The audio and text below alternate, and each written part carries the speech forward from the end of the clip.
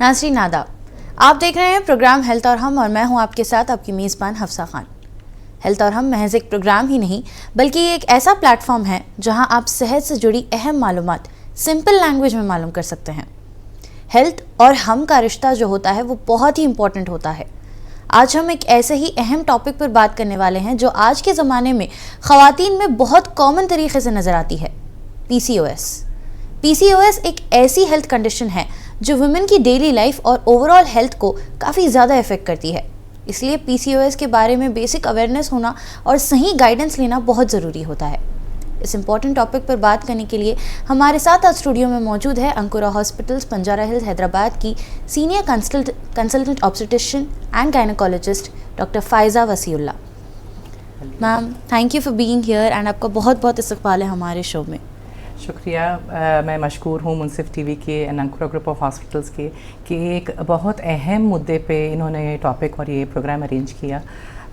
जैसे आपने बताया कि यस, PCOS के जो है ना बहुत मामले जो है हमें रोज़ और ज़्यादा से ज़्यादा मकदार में हमें OP में, आउट पेशेंट्स में और तमाम ग्रुप ऑफ एज ग्रुप के पेशेंट्स में नज़र आने लगी हैं। जी, अब अगर हम शो का आगाज़ इसी सवाल से स्टार्ट करते हैं कि PCOS जो होता है ये कई सारे लेडीज़ में जो कॉमन प्रॉब्लम है एंड कंप्लेन भी है काफ़ी सारे लोगों की। अगर हम रेशियो ही ले लें तो 10 में से 8 लोगों को ये कंप्लेन है कि हमें PCOS है। तो क्या इसके रीज़न्स है, क्या वजूहात है जो ये इतना ज़्यादा ख़वातीन में कॉमन नज़र आता है? सबसे पहले उसका जो है ना अंडरस्टैंड ये करना ज़रूरी है, समझना ये ज़रूरी है कि वो होता क्या है। जी, तो PCOS एक एब्रिविएशन है जो हम लोग यूज़ करते हैं पॉलीसिस्टिक ओवेरियन सिंड्रोम को। तो एक ग्रुप ऑफ सिम्टम्स या कंप्लेंट्स या जो है ना लेडीज़ में जो सिम्टम्स, जो कंप्लेंट्स और जो प्रॉब्लम्स के साथ वो प्रेजेंट करती हैं, तो सब में पहला जो वो सिम्टम लेकर आती हैं वो होता है कि इरेगुलर पीरियड्स, या फिर जो है ना कुछ ख़वातीन, अगर आप एज ग्रुप में डिवाइड कर लें तो this will affect mostly people, young women of reproductive age group. तो यानी आप इनमें देख लीजिए यंग गर्ल्स भी होंगी, इनमें देख लीजिए 20s 30s वाली ख़वातीन भी होंगी, आप इनमें देख लीजिए कि प्री मेनोपॉज यानी 40s वाली भी ख़वातीन होंगी। तो हर एज ग्रुप को ये मुतासर करने वाली कंडीशन है, तो इसकी अंडरस्टैंडिंग बहुत ज़रूरी है। और इंसिडेंट्स आपने सही बताया कि 1 to 2 in 10 हम कहते थे, लेकिन अभी 25 to 40% हम इसका जो है ना देखने को मिल रहा है जी, और ज़्यादा से ज़्यादा इसका जो है इंसिडेंस बढ़ता जा रहा है। अब यहाँ पे एक सबसे कॉमन सवाल जो ये उठता है कि ये वुमेन के ओवरऑल हेल्थ पर कैसे इफ़ेक्ट करती है? जी, अगर अगेन मैं आपसे कहूँगी कि ना यंगर गर्ल्स को फिर आप फर्स्ट ले लें, तो कई बार यंग मदर्स अपनी बच्चियों को जो है ना टीनेजर्स को लेकर आती हैं। पहला जो है उनका वो होता है कि मैम इनको पीरियड सही नहीं आ रही, 6 महीने में 2 महीने में एक बार पीरियड आ रही हैं।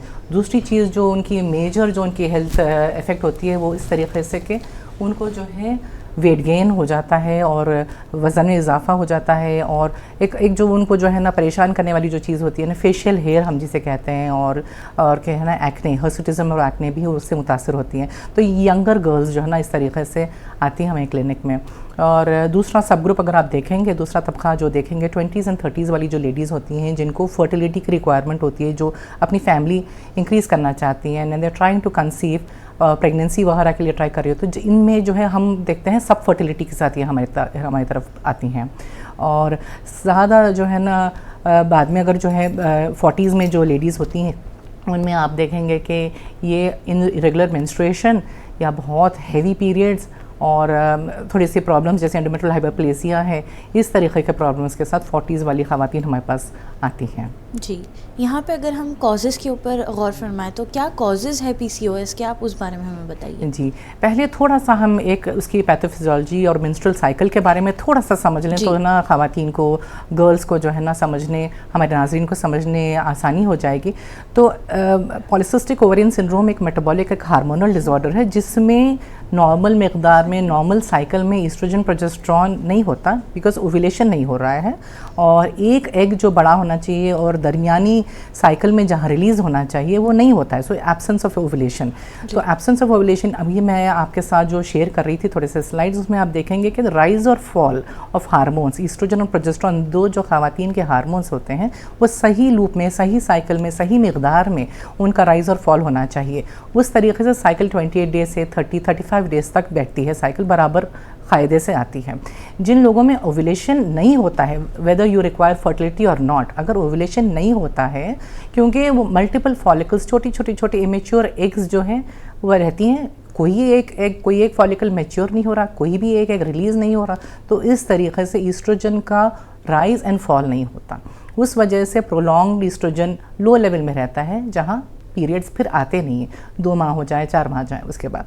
तो ये जो है थोड़ी बैकग्राउंड पैथोफिजियोलॉजी और बैकग्राउंड थोड़ा सा मेंस्ट्रुअल साइकिल समझना थोड़ा ज़रूरी है जी। यहाँ फिर आप कहेंगे कि इसके कॉजेज़ क्या हैं, जब आप पूछ रहे हैं तो आप ये समझ लें कि एक फ्रेज़ जो कई ख़वातीन मुझसे कहती हैं कि मुझे PCOS आ गया है, इसीलिए मेरा वेट नहीं घट रहा, इसीलिए मैं वेट पुट ऑन कर ली हूँ।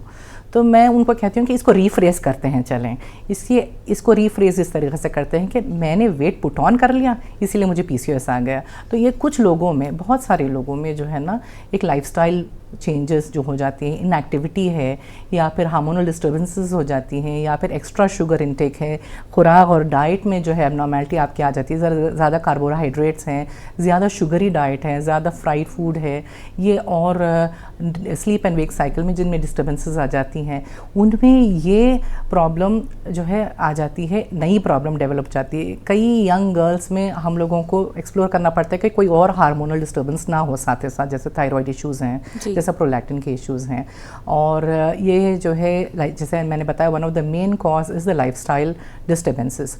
दूसरी चीज़, कुछ लोगों में जेनेटिक एंड फैमिली हिस्ट्री भी होती है, जैसे हम उन लोगों को कहते हैं लो BMI PCOS, जैसे वो बिल्कुल नॉर्मल उनका वेट होगा और नॉर्मल उनका BMI होगा, लेकिन उन लोगों में भी जो है ना PCOS हो सकता है। So these people are the ones who have a very high genetic या फिर फैमिली हिस्ट्री जिनको बहुत स्ट्रॉन्ग होती है। ये 2 मोस्टली जो है ना कॉजेज़ हैं जिसकी वजह से PCOS डेवलप होता है। अब यहाँ पे हम देखते हैं, अगर हम डेली लाइफ एग्जांपल ले लें तो कई बार ख़वातीन यूजुअली इस टॉपिक पर डिस्कस करने के लिए बहुत ज़्यादा कतराती हैं या बहुत ज़्यादा हेजिटेट करती हैं एंड इग्नोर कर देती हैं। सिम्टम्स ले लीजिए आप, या जो भी रीज़न्स है उस वजह से निगलेक्ट कर देती हैं कि शायद से ऐसा हो सकता है कि अगर मैं डॉक्टर के पास जाऊँ एंड मुझे कुछ ऐसा सुनने मिल जाए जो मैं रेडी नहीं हूँ एक्सेप्ट करने में, एंड ये डर जो उनके अंदर होता है, कई बार हर औरतें इस डर के वजह से ही आगे नहीं बढ़ पाती हैं, स्टेप आगे लेती नहीं हैं बात करने के लिए इस बारे में, अनकंफर्टेबल भी फील नहीं करती हैं। तो ऐसे औरतों के लिए आपका एक छोटा सा मैसेज क्या रहेगा? बहरहाल ये मैसेज है कि acceptance is the first, understanding and acceptance is the first step towards treatment. अगर आप हम तक रीच नहीं करेंगे, आप आपकी क्लिनिशियन तक रीच नहीं करेंगे, तो फिर हम उसको दुरुस्त किस तरीके से कर सकते हैं। थोड़ा सा अंडरस्टैंड कर लें कि कोई एक बड़ा स्टिग्मा नहीं है, किसी को भी कोई भी हेल्थ की कोई भी हेल्थ का इशू आ सकता है, कोई भी सिस्टम हो, कोई भी ऑर्गन सिस्टम हो, तो उसमें नीचे ऊपर तो चलता है।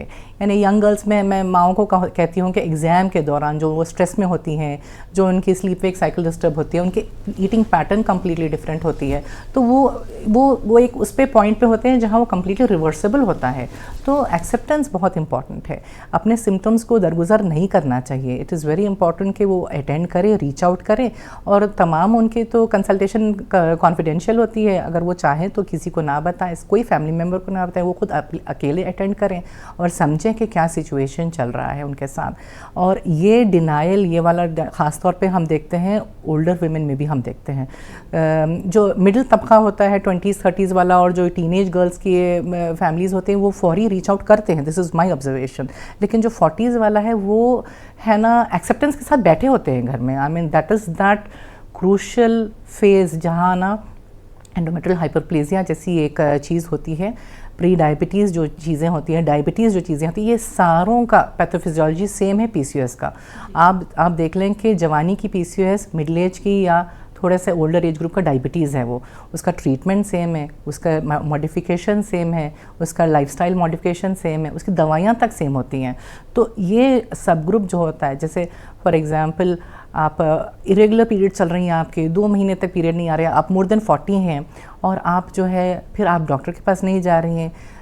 कई बार एंडोमेट्रियल हाइपरप्लेजिया जो एक हो सकता है कि वो प्री कैंसरस कंडीशन में डेवलप हो जाए, उस पर आप जो है ना बगैर कोई एक्शन लिए आप जो है इग्नोर कर रही होती हैं। तो this is something that I say to my older women, older patients के, don't ignore this is important symptom. आपने अपने क्लिनिशियन तक पहुंचना ज़रूर है, एसेंशियल इन्वेस्टिगेशंस कराना ज़रूर है। उसके बाद ज़ाहिर सी बात है ट्रीटमेंट मोडालिटीज़ हम डिस्कस करेंगे आपसे, है ना, आपकी जो भी एक्सेप्टेंस है, जो अर्जेंसी है, जो प्रायोरिटी है, हम उस तरीके से प्रोसीड करेंगे।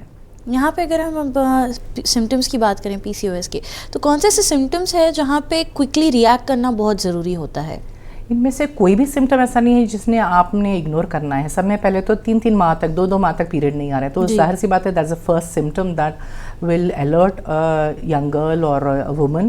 And the second thing is acne है, facial hair है, acanthosis nigricans कहते हैं हम, जो है ना डार्कनेस ऑफ द स्किन होती है नेक की, ये सारे जो है ना प्री डायबिटीज़ के सिम्टम्स हैं।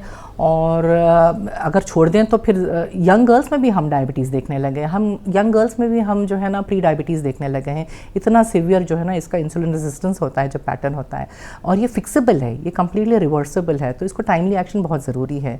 और अनदर सिम्टम जो आप कह रही हैं ओल्डर वुमेन, सब फर्टिलिटी या इनफर्टिलिटी के लिए तो जल्दी अटेंड करते हैं वो, क्योंकि ओवुलेशन नहीं होता है और they are unable to fall pregnant, तो वो भी एक वन ऑफ द सिम्टम है जो हमारी ख़वातीन आती हैं उसके साथ।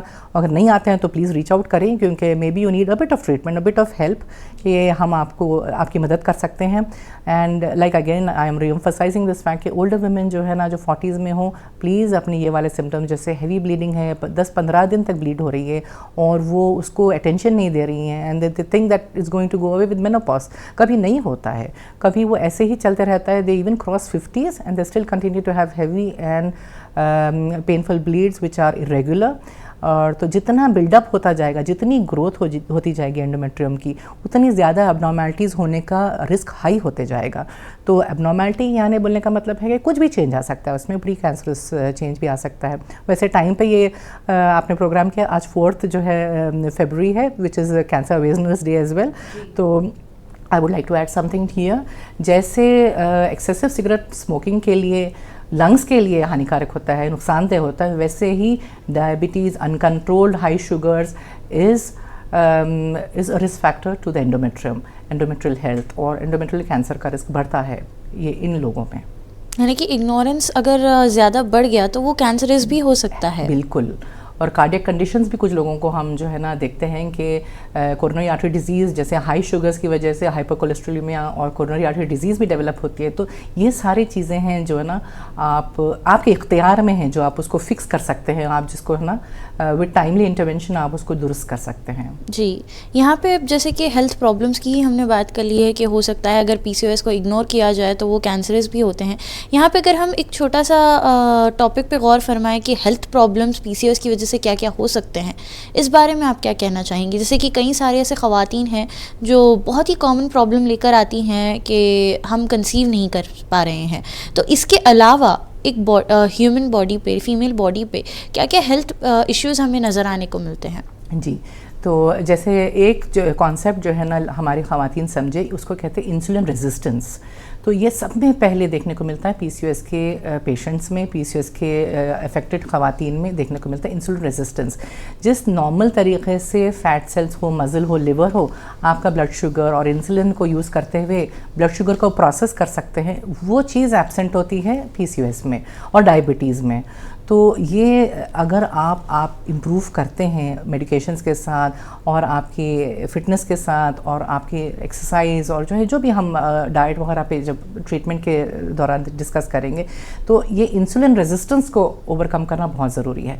अगर हम अगरचे इंसुलिन रेजिस्टेंस को इग्नोर करते हैं तो देन अगेन, जैसे मैंने आपको बताया कि मेटाबॉलिक सिंड्रोम पूरा डेवलप हो सकता है if you leave it unattended. Even हम यंग गर्ल्स में भी अभी डायबिटीज़ देख रहे हैं, और डायबिटीज़ मेलाइटिस या प्री डायबिटीज़, देख रहे हैं, और अदर हेल्थ कंडीशंस जैसे मैंने आपको बताया कि कार्डियक इश्यूज़ हैं, एस्थेटिक इश्यूज़, डर्मेटोलॉजिकल इश्यूज़ बहुत डेवलप हो रही हैं, यहाँ तक कि सिस्टिक एक्ने हम जिसको कहते हैं कि काफ़ी थिक पिंपल्स उन्हें होती हैं, और फेशियल हेयर जो है वो, क्योंकि एक मकदार में मेल हार्मोन रिलीज़ होता है, फीमेल्स में भी बहुत छोटे से मकदार में, क्योंकि हमारे पास यहाँ पे मल्टीपल टाइनी फॉलिकल्स होते हैं, इतना ज़्यादा सरफेस एरिया हो गया हार्मोन्स का, फॉलिकल्स का, कि उसमें जो मेल हार्मोन रिलीज़ होता है वो थोड़ा सा बढ़ के मकदार में रिलीज़ होता है as compare to normal ovaries.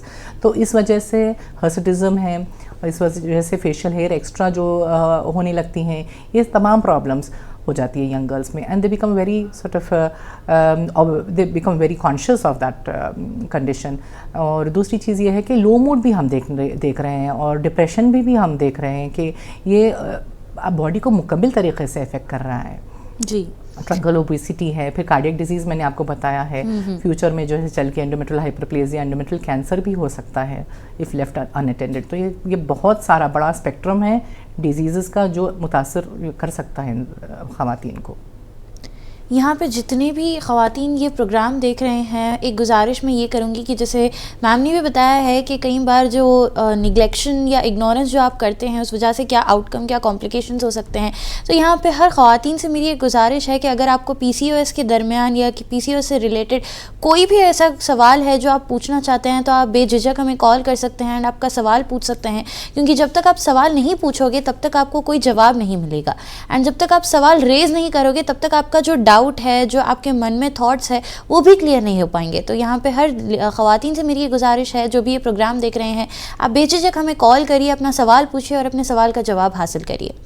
अब यहाँ पे एक और सवाल ये उठता है कि जो होम रेमेडीज़ होते हैं, यूजुअली हम देखते हैं कि बड़े बुज़ुर्ग भी हमारे ये कहते हैं कि अगर 3 महीने या 2 महीने या 4 महीने तक अगर पीरियड्स डिले हुए तो कई सारे होम रेमेडीज़ हैं। अजवाइन खाने बोलते हैं, अजवाइन का पानी पीने बोलते हैं, या पपाया खाना बोलते हैं। तो जो सारे home remedies and self treatment specially यहाँ पे कितने ज़्यादा इफ़ेक्टिव होते हैं PCOS को ट्रीट करने के लिए, आप उस बारे में हमें बताइए। मैं कहूँगी कि हमारे घर के एल्डर्स से कि तो ज़रूर आप हर चीज़ ट्राई करें, क्यों नहीं, लेकिन एक होम रेमेडी है जो हर किसी को ट्राई करना चाहिए, वो है आपकी कार्डियो एक्सरसाइजेज, आपकी fitness and muscle group exercises, और सेंसिबल एंड हेल्दी ईटिंग। कि देखिए कुछ चीज़ें हैं, कुछ इंग्रेडिएंट्स होती हैं खानों में जो आपके स्टिमुलेंट्स होते हैं, जो आपके एंटीऑक्सीडेंट्स होते हैं, वाई नॉट। यानी ग्रीन जूसेस हैं, जो बच्चियाँ आजकल काफ़ी हेल्थ कॉन्शियस हैं, लुकअप करती हैं इंटरनेट पे और फिर कोशिश करती हैं कि अपने आप से कुछ चीज़ें दुरुस्त करें, और जैसे अपने ग्रीन जूसेस लिया, या फिर कोई जो है ना फिटनेस सेंटर या डाइटिशियन के साथ रजिस्टर करके कुछ जो है नेचुरोपैथी में कुछ जा रहे हैं। अगर वो आपको ऐसा लग रहा है कि उससे आपका वेट कम होगा, 5 to 8 किलोज़ जो है रिकमेंडेशन है कि टू फिक्स और रिवर्स PCOS, तो ये जो है ना बहुत बड़ा स्टेटमेंट है, ऐसे ही नहीं निकाला गया। It is come from big studies, जैसे नाइस गाइडलाइंस हैं, और बहुत बड़े बड़े यूरोपियन स्टडीज़ के से ये ईजाद हुआ ही, ये गाइडलाइंस ज़ाहिर किए गए हैं कि अगर कोई भी ख़ातून 5 से 8 किलो अगर अपना वेट लूज़ करती हैं, उसमें उनकी ओवुलेशन रेस्टोर होगी, और इनके जो इंसुलिन रेजिस्टेंस के जो इश्यूज़ हैं वो तमाम दुरुस्त होंगे। तो जो भी आप कर रहे हैं होम रेमेडीज़ में, जो भी आप जो है, तो it should have some effect on your weight. अगर उसके एब्सेंस में अगर आप बस किए जा रहे हैं ये थिंकिंग के this is going to help, और उसमें फिजिकल रिजल्ट्स नहीं आ रहे हैं, आपका वेट लॉस नहीं हो रहा है, आपके पीरियड्स रेस्टोर नहीं हो रहे, तो देन इट्स नॉट वर्किंग। तो ये टाइम है जो आप you should reach out and you should step up the game. तो as a gynaecologist and obstetrician I want to ask something कि ट्रीटमेंट ऑप्शंस की अगर हम यहाँ पे बात करें, तो क्या ट्रीटमेंट आप सजेस्ट करते हैं एक पेशेंट को जब वो लोग आते हैं आपके पास with the complain of PCOS? जी, तो अगेन फिर मैं उसको कहूँगी कि 3 में डिवाइड कर लें उसको, कि यंगर गर्ल्स जो आती हैं, जो स्टूडेंट्स होती हैं, they are still studying and they have this issue of बहुत ज़्यादा इरेगुलर पीरियड्स हैं, फेशियल हेयर के साथ आती हैं, एक्ने हैं उनका और वेट गेन है। तो उनमें simple, we try and keep it very simple, because वो पढ़ाई के बोझ से परेशान होती हैं, and we don't want to make it very difficult for them. तो उनके लिए काउंसलिंग सब में पहले बहुत ज़रूरी है, कि लेट नाइट ईटिंग है, होम ऑर्डर करके जो फास्ट फूड वगैरह खा रही हैं, all greasy and carbohydrate rich and sugar rich जो फूड खा रही है वो। तो फर्स्ट सेशन जो हम लोग का होता है कि उनको एक्सप्लेन करें कि कंडीशन क्या है, पहले आप अंडरस्टैंड कर लें। तो अल्हम्दुलिल्लाह काफ़ी हद तक जो है ना फैमिलीज़ यंगर्स के साथ जो आते हैं, they are receptive to this, और वो अंडरस्टैंड करती हैं। कई लोगों में, कई यंग गर्ल्स में मुझे मेडिसिन स्टार्ट करने की ज़रूरत नहीं पड़ी है, लेकिन कुछ यंग गर्ल्स में हम लोगों को होता है कि they are not able to handle this, तो हम जो है इंसुलिन रेजिस्टेंस इंप्रूव करने वाले जो दवाइयाँ होते हैं हम वो यूज़ करते हैं, और साइक्लिकल रेस्टोरेशन के लिए भी हम कंबाइंड पिल यूज़ करते हैं। फैमिली प्लानिंग वाली पिल्स जो होती हैं वो दे रेस्टोर द साइकिल पैटर्न, तो रेगुलर जो है ना उस तरीके से साइकिल्स रेस्टोर होती हैं। इंसुलिन रेजिस्टेंस को ओवरकम करने के लिए हम लोग मेटफॉर्मिन या ग्लाइकोमेट जैसी दवाइयाँ इस्तेमाल करते हैं, but at the same time we reemphasize the fact, reinstate the fact कि डाइटरी मॉडिफिकेशन और जो है ना एक्सरसाइज और कार्डियो बहुत ज़रूरी है, मसल ग्रुप्स बहुत ज़रूरी है।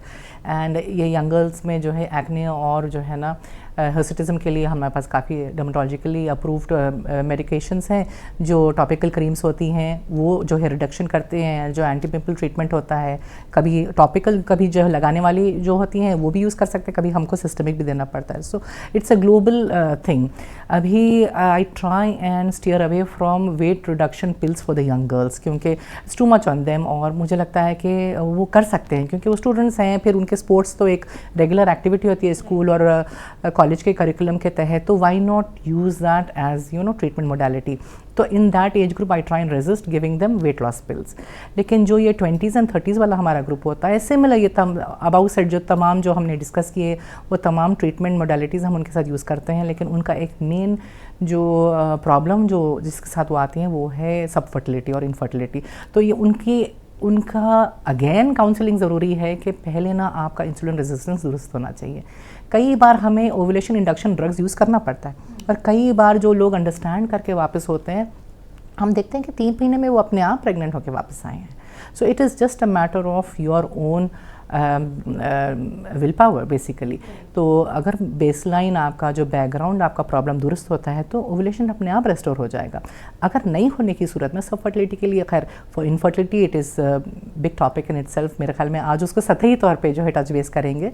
तो ओवुलेशन इंडक्शन ड्रग्स हम इस्तेमाल करते हैं, जो एक ख़वातीन की जो एक खातून की जो है ओवुलेशन रेस्टोर करता है। वो कई मेडिकेशन से हो सकता है, कई बार हमको इंजेक्शंस गोनाडोट्रोफिन्स वगैरह का भी इस्तेमाल करना पड़ता है। और तीसरे सब ग्रुप में जो इरेगुलर ब्लीडिंग के साथ जो आती हैं उनके लिए इन्वेस्टिगेशंस में हम जाहिर सी बात है we have to explore what is going wrong with them and do a biopsy. बहुत ज़रूरी है कि उनके लिए ना अल्ट्रासाउंड और बायोप्सी बहुत ज़रूरी होता है ओल्डर वीमेन में। जी, अब यहाँ पे जो लॉन्ग टर्म प्रोसेस होता है PCOS का, उसे कैसे मैनेज किया जा सकता है या कैसे प्रिवेंट किया जा सकता है, उस बारे में हमें कुछ बताइए। जी, तो एक रेगुलर हेल्थ चेक जो है ना ये एक बहुत इंपॉर्टेंट चीज़ है। ये मुझे लगता है कि ये जब यंगर होते हैं, जब when they are trying to fall pregnant और दे आर हैविंग फैमिली, जब वो बहुत अटेंटिव होते हैं, दे अटेंड रेगुलरली, एंड जैसे ही they have completed the family, वहाँ से जो है ना थोड़ी सी गफलत और जो है नेगलेक्ट शुरू हो जाता है। वहाँ मुझे लगता है कि they need to attend regularly to prevent pre diabetes. जैसे हम ऑलरेडी डिस्कस कर चुके हैं कि ये मेटाबॉलिक सिंड्रोम है, तो कभी भी सिचुएशन चेंज होने टाइम नहीं लगता, यानी प्री डायबिटीज़ में कन्वर्ट होने टाइम नहीं लगता। हाइपर कोलेस्ट्रोलेमिया है, उसके रिलेटेड हार्ट वाले इश्यूज़ होते हैं, कोरोनरी आर्टरी डिजीज़ होती है, जैसे ब्लॉक आर्टरीज़ कई बार सुने होंगे कि अनडायग्नोज्ड वो जो है ना they are sat on it for a very long time. और एंडोमेट्रियल हाइपरप्लेजिया का तो मैंने डिस्कस किया है कि वो स्कैन तक नहीं कराती, यानी they've gone through years and years and उनका एक बेसिक एक मास्टर चेक नहीं होता। तो आई वुड स्ट्रांगली रिकमेंड कि ये तबका जो है ना be little bit more alert about the symptoms और अटेंड करें, और ना अपने इन्वेस्टिगेशंस जो है रेगुलरली कराएं, और कभी भी कुछ भी एबनॉर्मल लगता है तो प्लीज़ अटेंड इमीडिएटली। अब यहाँ पे अगर हम बात करें मूड स्विंग्स की, तो PCOS क्या एंग्जाइटी या डिप्रेशन या सर्टन मूड स्विंग्स होते हैं, क्या उस पे इफ़ेक्ट ये डालता है, एंड अगर डालता है तो कैसे इफ़ेक्ट करता है, ये उस बारे में हमें कुछ बताइए। जो फीमेल हार्मोन्स होते हैं ईस्ट्रोजन प्रोजेस्टेरोन दोनों का रोल है एक मूड में, और कुछ लोगों को कुछ यंग गर्ल्स ये ऑब्जर्व करती हैं कि जस्ट बिफोर पीरियड्स जो है ना उनको लो मूड होता है, उसको हम लोग कहते हैं PMS, प्री मेंस्ट्रुअल सिंड्रोम। तो वो ऐसा है कि ये मैं इसलिए मेंशन कर रही हूँ कि वो लोग अंडरस्टैंड करें कि हार्मोन्स का भी इफ़ेक्ट होता है मूड पे, और मायूसी, डिप्रेशन, ये तमाम चीज़ें इरेगुलरिटी ऑफ हार्मोन्स की वजह से भी होते हैं। एंड कई लोग तो अपने फिजिकल फॉर्म को लेके बहुत परेशान एंड अपसेट एंड एंग्शियस होते हैं कि शिफ्ट नहीं हो रहा है वेट, एंड देन एस्थेटिकली भी स्किन वगैरह जो चेंज हो रही होती है उनकी, उस वजह से भी वो काफ़ी अपसेट रहते हैं। And in their 20s in their 30s when they are trying for pregnancy, जब फर्टिलिटी वाले इश्यूज़ होते हैं, तो यस मूड स्विंग्स से ज़्यादा मैं कहूँगी कि मायूसी, लो मूड, डिप्रेशन, ये चीज़ें जो है ना बहुत हम देखने को मिलता है। And we have to counsel them कि हो सकता है ये। और अगर आपको ऐसा लग रहा है कि वो वेरी वीपी, वेरी अपसेट, बहुत आप छोटी छोटी बात पे इरिटेबल हो रहे हैं और छोटी छोटी बातों को लेके एंग्शियस और मायूस हो रहे हैं, तो ज़रूर रीच आउट करें। We have counselling services as well. And अगर फ़र्ज़ करें कि काउंसलिंग सर्विसेज के साथ इंप्रूवमेंट नहीं आता तो कभी कभी कुछ मेडिकेशन की भी कभी ज़रूरत पड़ जाती है। तो do not ignore these symptoms. ये बहुत आपने इंपॉर्टेंट जो है ना सिम्टम रेज़ किया है, ये ज़्यादा से ज़्यादा देखने को हमें मिल रहा है। जी, अब सबसे आखिर में आपका मैसेज उन सारे ख़वातीन जो आपको देख रहे हैं उनके लिए क्या रहेगा? मैं ये कहूँगी कि acceptance is the first step. ज़रूर आप जो है ना हमारी डिस्कशन में, हमारे इंटरव्यू में जो इतना बेहतरीन मुंसिफ टीवी ने अरेंज किया है थ्रू अंकुरा ग्रुप ऑफ हॉस्पिटल्स, अगर आपको ये मुफीद लगा है तो रीच आउट ज़रूर करें। इन सिम्टम्स में से अगर कोई भी आपका जो सिम्टम है आपको ऐसा लगता है कि you should, please definitely get in touch with us. और जहाँ पे एक्सेप्टेंस आ जाते हैं वहाँ पे it's half the battle one. आप अंडरस्टैंड कर चुके हैं कि येस आई नीड हेल्प, तो वहाँ से जो है ना ट्रीटमेंट और हेल्थ की तरफ जो है ज़्यादा दूर नहीं है। तो मैं ये कहूँगी कि do recognise your symptoms, be aware of your self health, and awareness is very important. और आज के I hope you found it helpful and informative, and ज़रूर रीच आउट करें and do let us know how you get on with things. Thank you so much ma'am for being here. And मैं आपको एक और बात बताते चलूँ कि काफ़ी हद तक विमेन आज भी डरती हैं अपनी प्रॉब्लम्स शेयर करने से, एंड सोसाइटी नॉर्म्स के चलते काफ़ी ज़्यादा ओपन अप नहीं हो पाती हैं। बट आज की आपकी जो इन्फॉर्मेशन थी, जो आपने जिस तरीके से हमें समझाया, जिस तरीके से एक्सप्लेन किया, आई रियली थिंक कि ये हमारे व्यूअर्स के लिए भी काफ़ी ज़्यादा एक हेल्पफुल चीज़ साबित होगी। Thank you so much again for being here. Thank you once again.